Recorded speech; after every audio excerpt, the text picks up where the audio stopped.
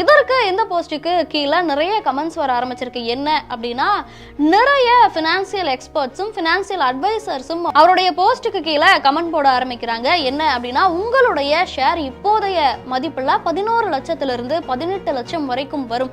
அதனால நீங்க தயவு செஞ்சு மனம் தளராதீங்க. தயவு செஞ்சு உடனடியா இதை கிளைம் பண்றதுக்கான வேலைகளை பாருங்க.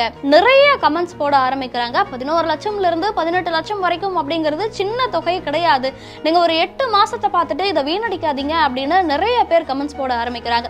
அதுக்கு அடுத்த நாள் இவர் திரும்பவும் ஒரு போஸ்ட் போடுறாரு. என்ன அப்படின்னா, ஆமா நீங்க சொல்றதெல்லாம் கரெக்ட் தான், நீங்க இவ்வளோ மோட்டிவேட் பண்றீங்க, அதனால நான் இதை இப்படியே விட்டுற போறதில்ல, நான் திரும்ப அது போய் அப்ளை பண்ண போறேன்.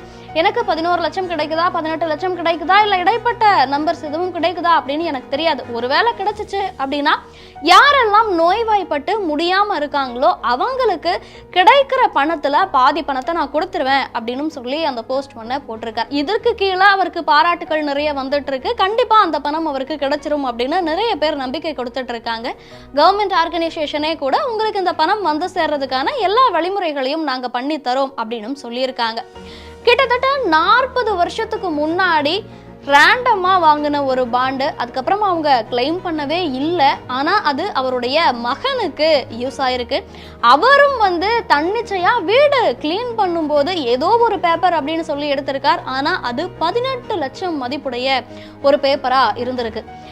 இவருடைய அந்த போஸ்ட்களுக்கு எல்லாம் நிறைய ஹிலேரியஸான கமெண்ட்ஸும் வந்துட்டு இருக்கு. என்ன அப்படின்னா, நீங்க எதுக்கும் இன்னொரு முறை வீட்டை சுத்தம் பண்ணுங்களேன், நீங்க உங்களுக்கே தெரியாம பணக்காரனா இருக்கலாம், லட்சாதிபதியா இருக்கலாம், ஏன் கோடீஸ்வரனா கூட இருக்கலாம், வேற ஏதாவது பாண்டு பேப்பர்ல உங்க அப்பா அம்மா இன்வெஸ்ட் பண்ணி வச்சிருந்தாலும் வச்சிருந்திருப்பாங்க, எம்ஆர்எஃப்ல கூட இன்வெஸ்ட் பண்ணி வச்சிருக்க வாய்ப்பு இருக்கு, நீங்க அடுத்து பில்லியனர் ஆக போறீங்க, அதனால இன்னும் நிறைய செக் பண்ணி பாருங்க அப்படிங்கிற மாதிரியும், ஓவர் நைட்ல லட்சாதிபதி ஆகிறது அப்படின்னா இதுதானோ அப்படிங்கிற மாதிரியான கமெண்ட்ஸும், அப்படி இல்லாம அடிச்சா ஜாக்பாட் இப்படி அடிக்கணும்பா அப்படிங்கிற மாதிரியும், எங்க வீட்லயும் தான் இருக்காங்க, என்ன வாங்கி வச்சிருக்காங்கன்னு தெரியல, ஒருவேளை நானும் கண்ணுக்கு தெரியாத லட்சாதிபதியா இருப்பனும், எங்க வீட்டுல என்கிட்ட சொல்லாம வளர்த்துறாங்களோ அப்படிங்கிற மாதிரியான நிறைய கமெண்ட்ஸும் அதுக்கு கீழே போயிட்டு இருக்கு.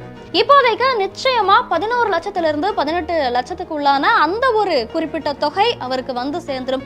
இப்போதைய அந்த ஷேர் மார்க்கெட் வேல்யூ படி நிச்சயமா அவருக்கு அந்த தொகை வந்து சேர்ந்துரும் அப்படிங்கிறது தான் பலருடைய கருத்தா இருக்கு. நிறைய பினான்சியல் எக்ஸ்பர்ட்ஸ் உடைய கருத்தாவும் இருக்கு. சும்மா ரேண்டமா வீடு கிளீன் பண்ண ஆரம்பிச்சது 18 லட்சம் வரைக்கும் கிடைக்கிறதுக்கான ஒரு சந்தர்ப்பமா அமைஞ்சிருக்கு. இதை பத்தி நீங்க என்ன நினைக்கிறீங்க? உங்களுடைய கருத்து என்ன? யார் யாரெல்லாம் இன்னைக்கே போய் வீட்டை கிளீன் பண்ண போறீங்க அப்படிங்கறத கமெண்ட்ல சொல்லுங்க.